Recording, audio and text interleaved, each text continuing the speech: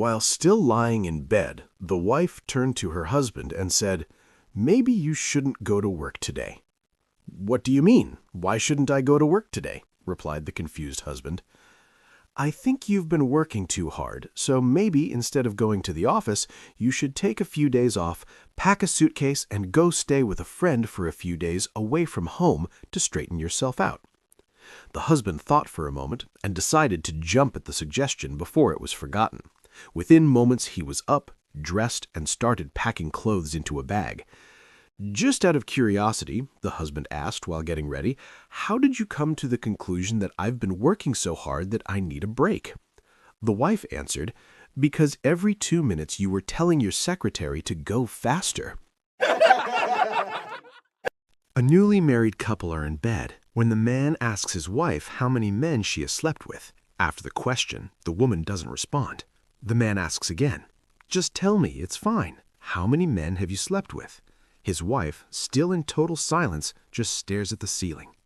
The man says, "I am sorry. I didn't mean to upset you. I just thought we could trust each other." Still silence from his wife. The man, giving up, says, "It's okay. Please don't be upset." Since the woman is still silent, the man starts hugging and kissing her, showing his affection.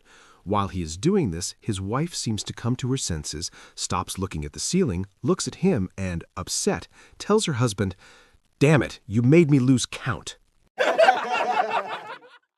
A police officer was investigating an accident on a narrow 2-lane road in which the drivers had hit virtually head-on. One driver, an extremely elderly woman, kept repeating, "He wouldn't let me have my half of the road." After gathering as much information as possible, he angrily approached the other driver, who was examining his own damage. The police officer asked, "That old lady says that you wouldn't let her have her half of the road. Why not?" In exasperation, the man turns from his smashed car and says, "Officer, I would have been happy to give her half of the road if she had just let me know which half she wanted." A man accidentally elbows a woman's chest as she is standing behind him in a hotel lobby. The man apologizes profusely and says, "If your heart is as soft as your chest, I know you'll forgive me." To which the woman replied, "If your tool is as hard as your elbow, I'm in room 318.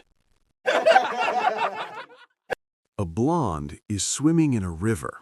A man walks up and asks her, "What are you doing in there?" She says, "I'm washing my clothes." The man asks, "Why don't you use a washing machine?" The blonde says, "I tried that, but it was too dizzy." A couple returns from their honeymoon, refusing to speak to each other. The groom's best friend takes him aside and asks what's wrong. "Well," replies the man, "when we finished making love on the first night, I put a $50 bill on the pillow without thinking." "Oh, you shouldn't worry about that too much," says his friend. "I'm sure your wife will get over it soon enough. She can't expect you to have been saving yourself all these years." "That's not the problem," the groom says. "She gave me $20 change." One day, a friend asked, "Why aren't you married? Can't you find a woman who will be a good wife?" Fred replied, "Actually, I've found many women I wanted to marry, but when I bring them home to meet my parents, my mother doesn't like them." His friend thinks for a moment and says, "I've got the perfect solution. Just find a girl who's just like your mother." A few months later, they meet again, and his friend says, "Did you find the perfect girl? Did your mother like her?" With a frown on his face, Fred answers, "Yes, I found the perfect girl. She was just like my mother. You were right. My mother liked her very much." The friend said, "Then what's the problem?" Fred replied, "My father doesn't like her." All the way through dinner, my wife's best friend's 4-year-old daughter stared at me intently as I sat opposite her. The little girl could hardly eat her food for staring. I checked my shirt for spots, felt my face for food, and patted my hair in place, but nothing stopped her from staring at me.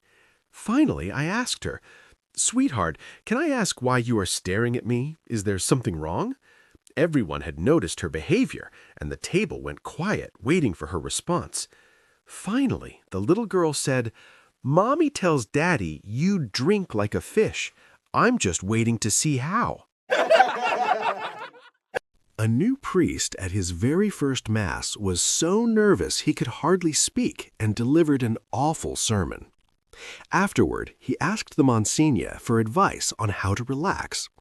The Monsignor said, "When I get nervous on the pulpit, I put a large glass of vodka in front of me instead of water. If I start to shake or stammer, I take a little sip." The next Sunday, the young priest followed that advice. At the start of the sermon, he felt nervous and began to shake and stammer, so he took a drink, then another, and another.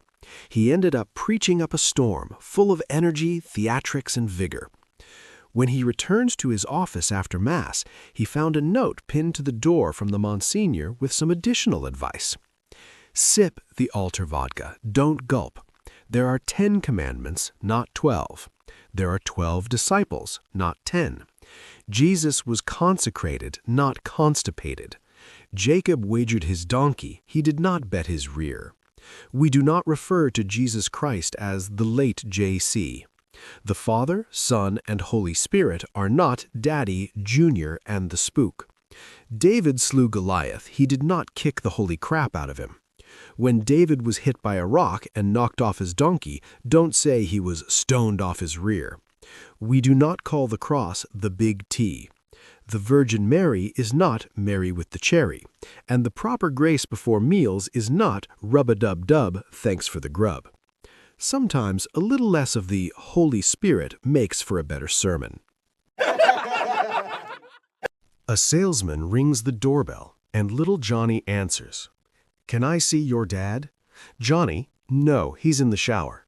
Salesman, "What about your mother? Can I see her?" "Nope, she's in the shower too." Salesman, "Do you think they'll be out soon?" Johnny, "Doubt it. When my dad asked me for the Vaseline, I gave him superglue instead. Ted and Mary were walking down the street when a priest stopped them and said, "Didn't I marry you two last year?" Ted replied, "Yes, Father, you did." The priest asked, "Any children yet?" Mary sighed, "Unfortunately, not yet." The priest smiled and said, "I'm going to Rome. I'll light a candle for you both to be blessed with children." Years later, whilst at a fundraiser, Mary runs into the priest again. He asks, "So, any kids yet?" She beams. "You could say that. Just the triplets the first year and then 6 more after that, 1 every 9 months. The priest says, "That's wonderful. Where's your husband, Ted?" Mary replies, "He's gone to Rome to blow out your bloody candle."